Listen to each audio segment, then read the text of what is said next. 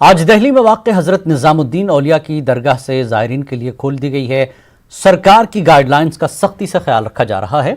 आज ही मरकजी वज़ीर बराए इक़्लियती उमूर मुख्तार अब्बास नक़वी ने भी हज़रत निज़ामुद्दीन औलिया की दरगाह में हाज़िरी दी और दुआओं का एहतमाम किया। इसके बाद उन्होंने मीडिया से बात की। मुख्तार अब्बास नक़वी ने कहा कि हज़रत निज़ामुद्दीन औलिया की तालीमात इंसानियत, भाईचारा और अमन व सलामती पर मबनी है।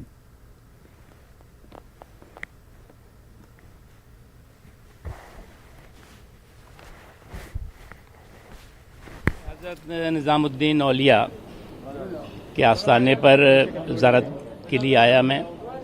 और मेरा मुल्क एक ऐसा मुल्क है जिसमें कि दुनिया के सभी मज़हबों के अनुयायी रहते हैं और दुनिया में जितने भी मज़हब होंगे उसके मानने वाले हिंदुस्तान में रहते हैं। लेकिन इन 6 महीनों का जो कोरोना का काल था उसमें सभी धार्मिक संस्थाओं ने, सामाजिक संस्थाओं ने जिस संयम का, जिस सावधानी का, जिस अनुशासन का पालन किया, उसका नतीजा था कि जो कोरोना का संक्रमण है उसमें कंट्रोल हुआ और लोगों की सेहत और सलामती की सुनिश्चित की गई। चाहे वो मंदिर हों, मस्जिद हों, गुरुद्वारे हों, दरगाहें हों, सभी ने जो है वो पूरी मजबूती के साथ सावधानी, संयम और अनुशासन का पालन किया है। और हज़रत निज़ामुद्दीन औलिया की जो शिक्षा है, जो सबक है, वो इंसानियत का सबक है, अमन का सबक है, भाईचारे का सबक है। और वो दुनिया के किसी भी मुल्क की सीमा, किसी भी मज़हब की सीमा, किसी भी क्षेत्र की सीमा में बंधी नहीं है, बल्कि पूरी आलम इंसानियत के लिए ये सबक और संदेश है। राजस्थान में कल से इबादत गाहों के खोलने का फैसला लिया गया है। इसी के तहत अजमेर में कल से हज़रत ख्वाजा गरीब नवाज रहमतुल्लाह अलैह की दरगाह को भी खोला जाएगा। इसी सिलसिले में आज दरगाह को आयुर्वेदिक दवाओं के जरिए सैनिटाइज किया गया। जयपुर से खास टीम बुलाकर मशीनों के जरिए दरगाह के पूरे अहाते को सैनिटाइज किया गया।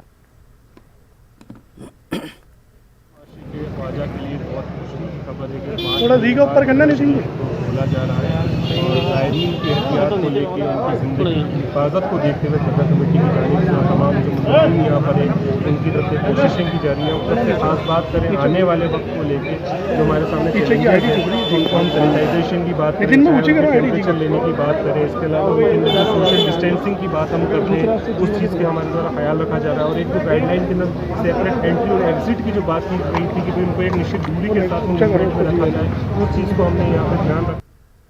राजस्थान में सरकार की गाइडलाइंस के मुताबिक कल से तमाम मजहबी मकामात खोले जा रहे हैं। इस फैसले से दरगाह के खादिमों के अलावा ज़ायरीन को भी खुशी हासिल हुई। इसलिए आज दरगाह के खादिमों ने भी सरकार का शुक्रिया अदा किया।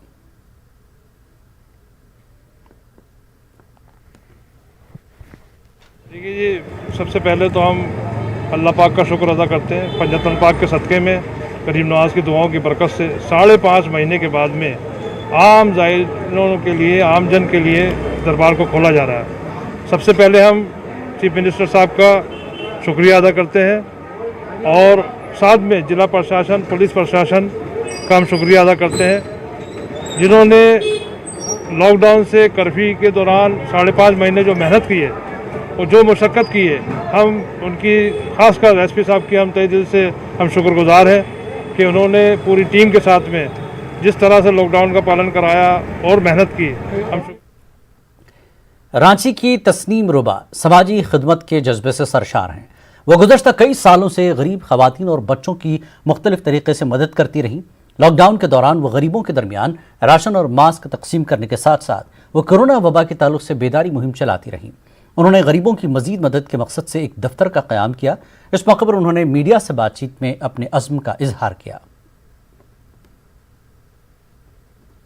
कि मैं गरीबों तक ज़्यादा से ज़्यादा पहुंच सकूं और आज से नहीं, मैं 10-15 साल से ये काम कर रही हूं, लेकिन हमारे एनजीओ के साथ मैं और ज़्यादा से ज़्यादा लोगों तक जुड़ पाऊंगी और हर तरह के लोगों से, चाहे वो हमारे किसी भी धर्म से हो। और मेरी नज़र में धर्म कोई भी मतलब नहीं होता, जहां भलाई करना है।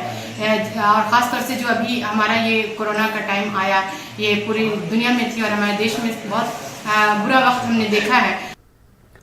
मेरठ मेडिकल कॉलेज की एक और बड़ी लापरवाही का मामला सामने आया, जहां Lala Lajpat Rai medical college staff ने कोरोना मुस्बत मरीजों की मौत के बाद उनके अहले खाना को डेड बॉडी बदल कर दी।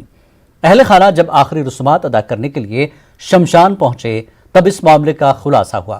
गाजियाबाद के मोदी नगर से ताल्लुक़ रखने वाले गुरबचन और मेरठ के यशपाल को 2 रोज़ कबल मेडिकल में दाखिल करा गया था। 2 मरीजों कोरोना इन्फेक्शन से मुतासिर थे। गुज़श्ता रोज़ मेडिकल में इनकी मौत हो गई और इसके बाद मेडिकल कॉलेज स्टाफ ने ज़रूरी कार्रवाई अंजाम देते हुए उनके अहल खाना को डेड बॉडी सुपुर्द कर दी। लेकिन जब आखिरी रसूमात की अदायगी के लिए मैयत को ले जाया जा रहा था तो इस मामले का खुलासा हुआ और मेडिकल स्टाफ की लापरवाही उजागर हो गई। अब इस मामले में डीएम ने जांच का हुक्म देते हुए कार्रवाई की यकीन दहानी कराई है। 2 मरीज यशपाल और गुरबचन जी आए थे। यशपाल जी 4 तारीख को भर्ती हुए थे और गुरबचन जी हमारे पास 3 तारीख को भर्ती हुए थे। कल दोनों की डेथ हुई। तो लगभग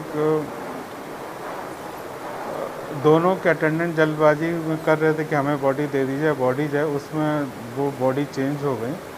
तो ये मामला है, बहुत बड़ी लापरवाही है और इसमें जो भी दोषी हैं जिनका भी इनका हम लोग पता कर रहे हैं। इंक्वायरी मैंने बिठाल दी है जो, और इंक्वायरी की हमारी रिपोर्ट कल सुबह तक देगी। जनपद गाजियाबाद का एक प्रकरण अभी संज्ञान में आया है, आपके द्वारा बताया गया है। डेड बॉडी एक्सचेंज जो कुछ हुआ है इसके लिए जो है जनपद स्तर से जो है तत्काल जो है एडीएमटीटी और पीएमओ की जो है कमेटी गठित कर दी गई है। वो लोग मौके पर पहुंचकर जांच करेंगे और जो भी दोषी होगा उसका उत्तरदायित्व निर्धारित करके तब कार्रवाई की जाएगी।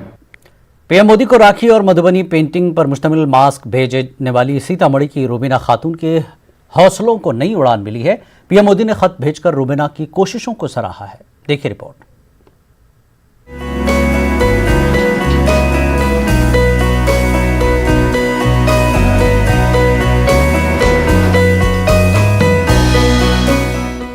बिहार में सीतामढ़ी के सुपी ब्लॉक के अख्ता गांव की रहने वाली रूबीना के जहद मुसलसल की तारीफ न सिर्फ पूरे मोहल्ले और गांव में हो रही है बल्कि वजीर आजम नरेंद्र मोदी भी इनके तारीफ में रत्बुल लिसान हैं। वजीर आजम नरेंद्र मोदी ने खुद रूबीना को खत लिखकर इनके हौसलों को और मजबूती दी है। दरअसल रूबीना खातून ने जिला इंतजामिया के जरिए मास्क मुहिम में हिस्सा लिया और अपनी मेहनत और लगन से आवाम में बेदारी लाने की कोशिश की। साथ ही इन्होंने मास्क के डिजाइन में राखी तैयार की जो कि दस्तकारी का आला नमूना थी, जिसे रूबीना ने वजीर आजम नरेंद्र मोदी को भी पेश किया। जिसके बाद वजीर आजम ने शुक्रिया पर मबनी रूबीना के नाम खत भेजा। बहुत खुश हैं कि हमारे आदरणीय प्रधानमंत्री जी हमको जो पत्र भेजे हैं धन्यवाद लेटर, उससे हम बहुत ज्यादा खुश हैं कि आज हमें गर्व महसूस हो रहा है। उधर दूसरी तरफ सीतामढ़ी इंतजामिया ने भी रूबीना के जज्बे को सराहा है। हमारे यहाँ की जीविका दीदी रूबीना खातून जी ने माननीय प्रधानमंत्री जी को ये राखी भेजी थी और उनकी बड़ी प्रशंसा माननीय प्रधानमंत्री जी ने की। हम सभी उनको धन्यवाद देते हैं। हम सभी रूबीना खातून जी को बधाई देते हैं कि उन्होंने इस जज्बे को कायम रखा एवं मास्क फोर्स में एक प्रेरक के रूप में लगातार कार्यरत है और लोगों को भी प्रेरित कर रही हैं। रियासत की तहजीब और सकाफत की हिफाजत में रूबीना ने कारहाय नुमायां अंजाम दिया है। रूबीना की मुहिम शानदार है, जिस मुहिम से हम सबको जुड़ने की जरूरत है। Bureau report, news 18 Urdu. सफा जरीन 7वीं जमात की तालिबा है जो तेलंगाना माइनॉरिटी रेजिडेंशियल स्कूल में तालीम हासिल कर रही है। सफा जरीन निर्मल के एक छोटे से गांव में रहती हैं जहां पर नेटवर्क न होने के सबब इस लड़की को ऑनलाइन क्लासेस में शिरकत करने में मुश्किलात पेश आ रही हैं। सफा जरीन रोजाना 2 किलोमीटर का सफर तय करते हुए खेत में बनाए गए मचान पर बैठकर ऑनलाइन क्लासेस में शिरकत कर रही हैं। सफा जरीन की तालीम में दिलचस्पी को देखते हुए इन्हें रोजाना 2 किलोमीटर दूर ले जाया जा रहा था। सफा जरीन ने बताया कि वो रोजाना पाबंदी से ऑनलाइन क्लासेस में शिरकत कर रही हैं।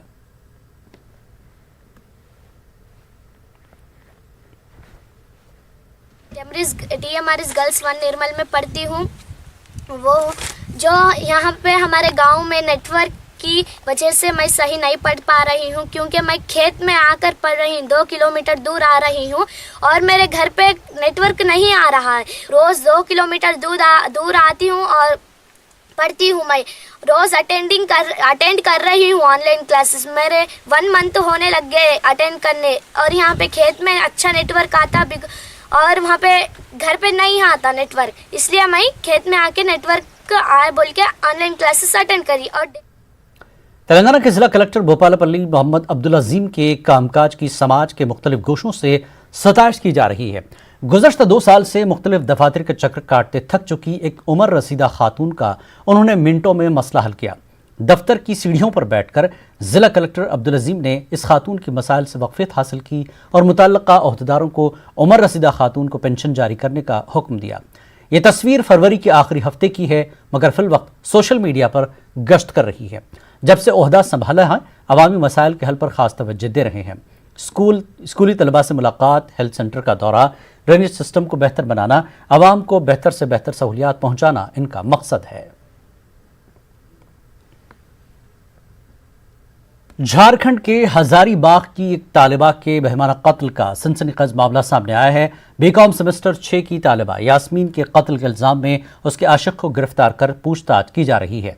मकतूल यास्मीन के घर वालों का कहना है कि 2 सितंबर को सेमेस्टर 2 का असाइनमेंट जमा करने के मकसद से यास्मीन घर से निकली थी, लेकिन घर लौटने में ताखिर होने पर मकामी सदर पुलिस थाना को खबर की गई। बाद में थाने के जरिए यास्मीन की लाश डाल्टनगंज के एक लॉज में पाए जाने की खबर उसके घर वालों को दी गई।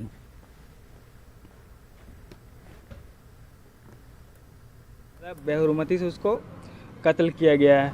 दांत में पूरा कील ठोका गया है और प्लस पैर में और बॉडी में पूरा जख्म है उसका। जो लॉज में उसका लाश मिला है वो लॉज का भी हम लोग जाकर वहाँ पे पूरा देखे तो वहाँ पे झाड़ का पुड़िया मिला, प्लस वहाँ फांसी का फंदा नया रस्सी मिला। इसीलिए हम लोग हेमंत सोरेन सरकार से और ये झारखंड पुलिस जितना भी है उससे हम लोग अनुरोध करते हैं जो भी इसमें केस में हत्या में शामिल है उसे कड़ी से कड़ी सजा मिले। इंडियन यूनियन मुस्लिम लीग ने हजारीबाग की तालिबा सलीना यास्मीन के कत्ल की शदीद अल्फाज में मजम्मत की है। लीग के झारखंड तर्जुमान मोहम्मद शहाबुद्दीन ने कहा कि सलीना के घर वालों को कानूनी मदद में मुस्लिम लीग साथ देगी। हमारी पार्टी प्रशासन से यह डिमांड करती है कि दोषियों को जल्द से जल्द गिरफ्तार करे ताकि उस पर कड़ी से कड़ी कानूनी कार्रवाई की जा सके और उसे फांसी तक पहुंचाया जा सके। हमारी पार्टी इस कानूनी लड़ाई में पूरी तरह से सहयोग करेगी और जहां जिस तरह से हमारी ज़रूरत पड़ेगी हमारे लोग सलीना यास्मीन के परिवार के साथ। मरकजी हुकूमत की मदरसा मॉडर्नाइजेशन स्कीम अब कर्नाटक में भी नाफिज होगी। जी हाँ, इस सिलसिले में बेंगलुरु में एक अहम मीटिंग मुनक्किद हुई। गुलिस्तान शादी महल में महकमा अक़लियती बहबूद के तहत हुई इस मीटिंग में कर्नाटक के नुमाइंदा उलमा कराम ने शिरकत की। अक़लियती महकमे के सेक्रेटरी इब्राहिम अडवर और दीगर अफसरों ने इस स्कीम की तफसीलात फराहम की। इस स्कीम के तहत मदरसों में साइंस लैब, कंप्यूटर लैब और असरी तालीम के इंफ्रास्ट्रक्चर के लिए एक मरतबा ग्रांट जारी किया जाएगा। मैथ, साइंस, इंग्लिश मजमून सिखाने के लिए टीचरों की तनख्वाह हुकूमत फराहम करेगी। मदरसों के तलबा को national institute of open schooling की जानिब से सर्टिफिकेट दी जाएगी। उलमा कराम ने कहा कि इस स्कीम की आड़ में दीनी मदारिस में हुकूमत की मुदाखलत नहीं होनी चाहिए, मदारिस की बुनियादी तालीम मुतासर नहीं होनी चाहिए। उलमा कराम ने कहा कि मुस्बत अंदाज में तबादला ख्याल हुआ है। स्कीम के मुतालिक मौजूद चंद खदशात को दूर करने के लिए दोबारा मीटिंग मुनक्किद करने का फैसला लिया गया है। दीनी तालीम में कतई तौर पर ना कोई तब्दीली होगी, ना उसमें मदाखलत होगी। मदारिस इस्लामिया को मेन स्ट्रीम में लाने के लिए असरी मज़ामीन को मदरसे में मुतारफ़ कराया जाएगा। बच्चे असरी मज़ामीन पढ़ें, मॉडर्न एजुकेशन हासिल करें, एसएससी तक हो या पीयूसी सेकेंड ईयर तक हो, वो मेन स्ट्रीम में आने के लायक बने। यूपी में, बिहार में मदरसा बोर्ड बनाया गया, उस तरह का हमारे कर्नाटक में न तो बोर्ड है न हम बोर्ड बनाना चाहेंगे। सिर्फ यहाँ इस बात पर गौर व खोज किया गया, वो तलबा जो मदारिस में पढ़ रहे हैं, जो रिवायती मदरसे जिसे कहा जाता है, उन मदारिस में पढ़ने वाले तलबा को 10वीं जमात का मार्क्स कार्ड मिले या इसी तरह 12+2 जिसे कहते हैं उसका मार्क्स कार्ड मिले, तो उनके लिए आइंदा अगर जब भी कोई ज़रूरत पेश आती है तो इसके इस्तेमाल में बहुत आसानी होगी। इंशाअल्लाह आइंदा दिनों में अभी 2-3 मीटिंग में अकाबिर उलमा और उसके साथ साथ दूसरे उलमाओं को मिला के एक अभी जारी रखेंगे। जल्दी से जल्दी वो स्कीम को कैसा हमें जारी कर सकते हो इंशाअल्लाह फैसला वक्फ बोर्ड करेंगे। मैं समझता हूं कि अगर हम लोग नतीजे को पहुंच गए और ये सेंट्रल गवर्नमेंट की स्कीम भी हमारे यहाँ लागू हो गई, तो वो लोग जो दूर बैठ के गैप ऑफ कम्युनिकेशन की वजह से समझते हैं कि ये एक पुराना रजत पसंद और जो है बैकवर्ड तरीक़ा है और ये लोग जो है इसमें जो है नहीं है, मिले हुए नहीं हैं, अपडेट नहीं है दुनिया के साथ, तो उन लोगों की ये गलतफहमी भी दूर हो जाएगी। तो इस स्कीम में माली तौर पे वन टाइम ग्रांट उनको मिलेगा, फाइनेंशियल असिस्टेंस अगर से वो आ रहे हैं इसमें, तो लैब डेवलपमेंट्स के लिए और फिर science kit, science labs, computer labs, smart classes, इसके लिए ये एक वन टाइम ग्रांट मिलेगा। कितना? वो डिपेंड करता है प्रोजेक्ट के ऊपर और जितने तलबा यहाँ पे पढ़ रहे हैं, 5 लाख, 10 लाख, 15 लाख। पिछले 6 महीने से सासाराम का तारीखी शेरशाह सूरी का मकबरा बंद पड़ा है। शेरशाह के मकबरे के आसपास सन्नाटा पसरा है। ये इलाका हमेशा सयाहों से भरा हुआ रहता था और इससे हजारों लोगों की रोटी का इंतजाम होता था। अब लोग सिर्फ इस मकबरे के खुलने का इंतजार कर रहे हैं ताकि उनका कारोबार दोबारा चल सके। सासाराम के ऐतिहासिक शेरशाह मकबरा के परिसर में, और आप देख सकते हैं कि यहाँ कितनी वीरानी छाई हुई है। यहाँ पर आए दिन यहाँ पर्यटकों की जहाँ भीड़ लगी रहती थी, और अब इस पर्यटन स्थल को इंतज़ार है पर्यटकों का कि कब जो है सरकार जो है इस पर्यटन स्थल को खोलेगी और फिर से ये जो पूरा इलाका है शेरशाह का मकबरा का इलाका है ये फिर से गुलजार होगा। क्योंकि यहाँ पहले लॉकडाउन जब नहीं थी तो कई दुकानें यहाँ चलती थी और सैकड़ों परिवारों का भरण पोषण इस मकबरे के आसपास रोज़गार करके होता था, लेकिन लगातार संक्रमण के कारण जो कारोबार है उन लोगों का वो प्रभावित हो गया है और पूरा परिसर में वीरानगी छाई हुई है। लोगों को इंतज़ार है और पर्यटकों को इंतज़ार है कि कब से ये मकबरा जो है फिर से गुलजार होगी और यहाँ के लोगों को जो रोजी रोटी की समस्याएं हैं उसमें काफ़ी हद तक दूर करने में लोगों को मदद मिलेगी। तो ये पूरा परिसर अभी वीराना है, लेकिन उम्मीदें हैं कि जल्द ही इस परिसर में फिर से पर्यटक आएंगे और पूरा परिसर फिर से गुलजार होगा। अजीत, न्यूज़ 18, सासाराम। मुल्क भर में 15 ऐसे शहर हैं जहां कोरोना तेजी से फैल रहा है। इन 15 शहरों में कानपुर भी है। अब तक कानपुर में 16,000 से ज्यादा मामले सामने आ चुके हैं और 450 अफराद की मौत हो चुकी है। उधर सरकार ने सीरम सर्वे का आगाज किया है ताकि कोरोना के मरीजों की तशखीस करके शहर से कोरोना का सफाया किया जा सके।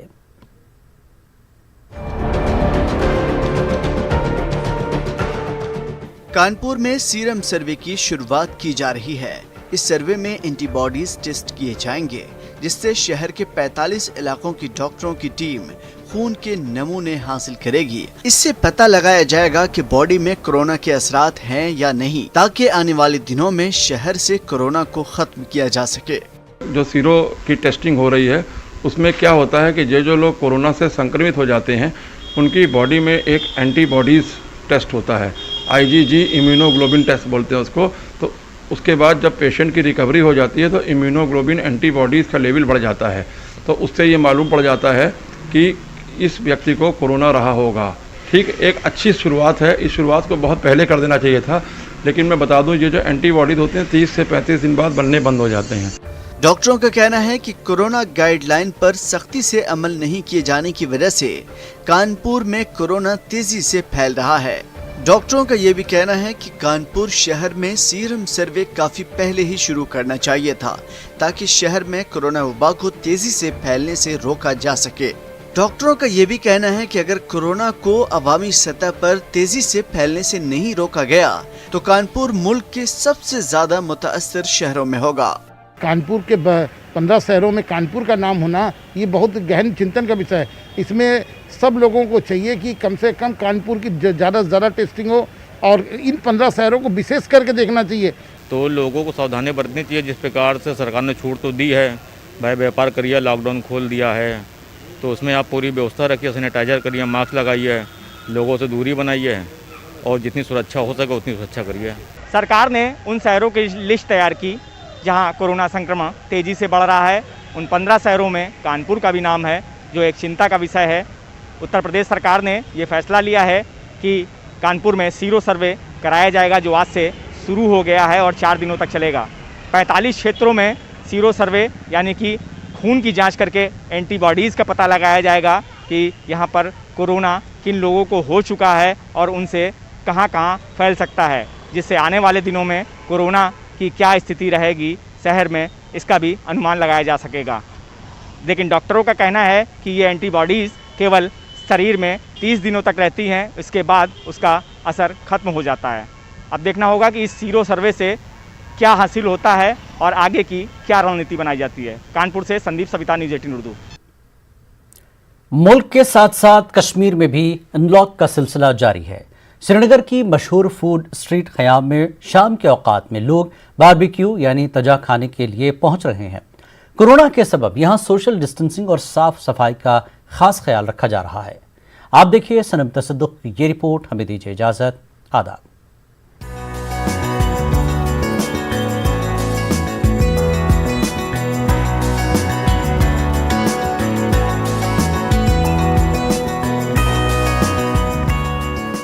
कश्मीर अपने लजीज पकवानों के लिए दुनिया भर में मशहूर है।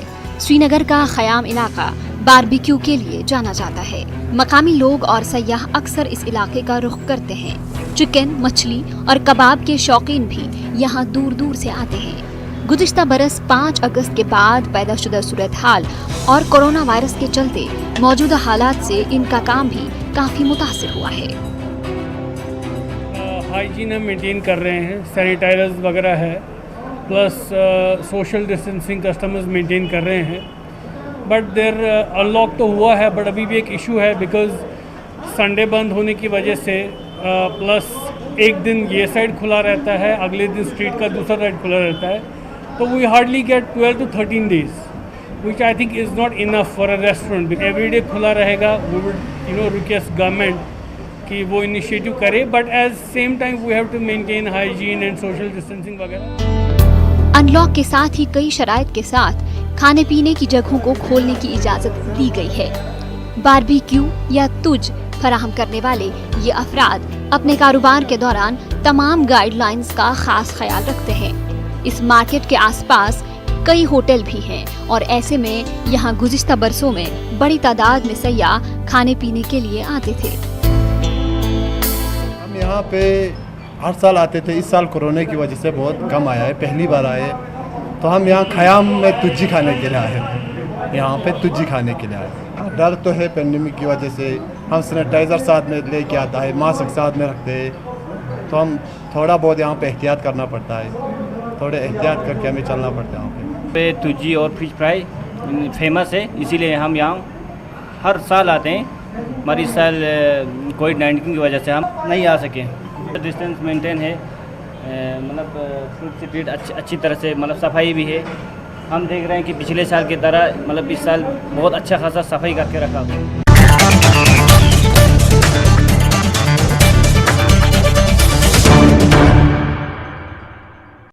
आपके घर के खाने में रेस्टोरेंट जैसा स्वाद ले आए MDH का